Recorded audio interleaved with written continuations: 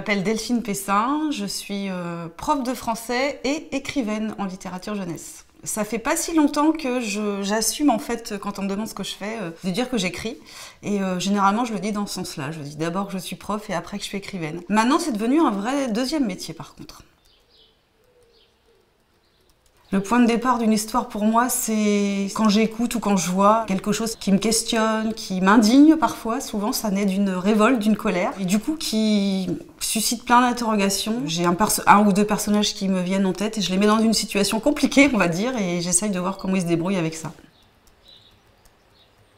Pour en avoir beaucoup discuté quand on se rencontre entre auteurs, c'est une question qu'on se pose, comment tu travailles? Il y a ceux qui ont besoin d'écrire un plan, de faire un synopsis ultra détaillé, parfois chapitre par chapitre, et moi j'écris pas du tout comme ça. Évidemment, j'ai une idée très précise de certaines scènes qui sont un peu comme des jalons, et je sais que je vais aller vers ces scènes-là, mais je sais pas comment.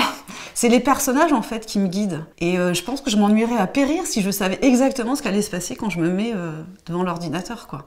Moi j'ai commencé par le roman ado, donc j'ai écrit 10 sur 10 qui se passe aussi dans le milieu de l'école, donc avec une problématique du collège, et après j'ai voulu me donner un peu le challenge, donc je me suis embarquée dans un roman d'anticipation, voilà, Black Mirror, que j'étais très fan de ce genre de choses. Et en fait je m'aperçois que même si c'est un roman où il y a beaucoup plus d'action, d'habitude je suis vraiment sur des problématiques sociales, finalement ce qui m'intéressait c'est beaucoup les relations entre les personnages, la psychologie, développer leur psychologie, voilà. J'aurais du mal à dire ce que je préfère dans l'écriture. Je dirais, quand je mets le mot fin au premier jet, même si je sais qu'il y a énormément de travail derrière, j'ai envie de crier au monde entier, d'ouvrir une bouteille de champagne, de dire ça y est, j'ai fini mon roman, même s'il n'est pas fini. Voilà, donc ça c'est vraiment énorme comme plaisir, sinon j'écrirais pas.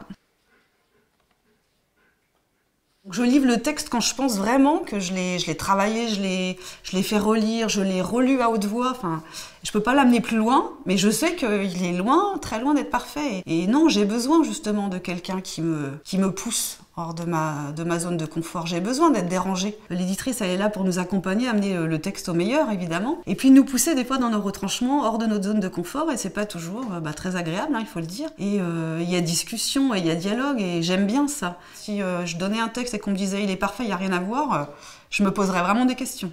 Et donc après, il y a celui-ci, voilà, qui a une place très très particulière pour moi. Voilà, c'est l'histoire d'une rencontre entre une jeune fille et une grand-mère dans un EHPAD, donc c'était pas forcément très fun au début, j'étais même très persuadée que ça plairait pas aux ados. Et quand je l'ai présenté à l'éditrice, voilà, elle a été tout de suite emballée, et même si c'est une fiction, évidemment, il y avait ma grand-mère qui était là tout le temps derrière mon épaule, voilà, donc je l'aime beaucoup celui-là.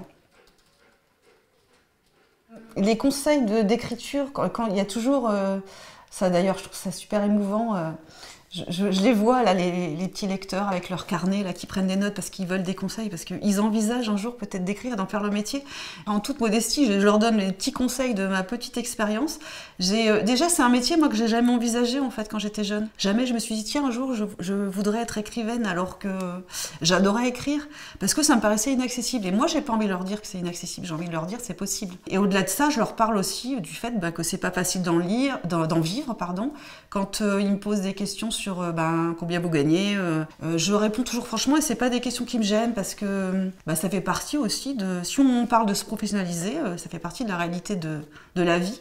Je leur parle des pourcentages qu'on a sur un livre, voilà, ils calculent, ils se rendent compte que finalement c'est pas beaucoup. Je leur dis que c'est un métier passion, que c'est un métier qui est envisageable, mais que c'est pas facile. Celui-là, il est particulier parce qu'en fait, on peut pas le trouver en librairie. Il a été, j'ai participé à un concours de nouvelles organisé par la charte des auteurs et des illustrateurs jeunesse. Et donc, j'ai participé au concours, j'ai fait partie des lauréats et ce petit recueil a été publié, c'est les 10 auteurs lauréats. Et puis, on a rencontré plein d'éditeurs et donc j'ai pu placer différents projets et ça m'a vraiment, ça m'a créé un réseau en fait. Donc après, c'était plus facile d'aller présenter des choses quand on avait rencontré les gens de visu tout simplement. Enfin, c'était une énorme opportunité quoi. Alors dans 10 ans, je me vois encore en train d'écrire, ça c'est sûr. C'était déjà important, mais là maintenant c'est essentiel. Je me vois un jour à la retraite de l'enseignement, mais pas de l'écriture en fait.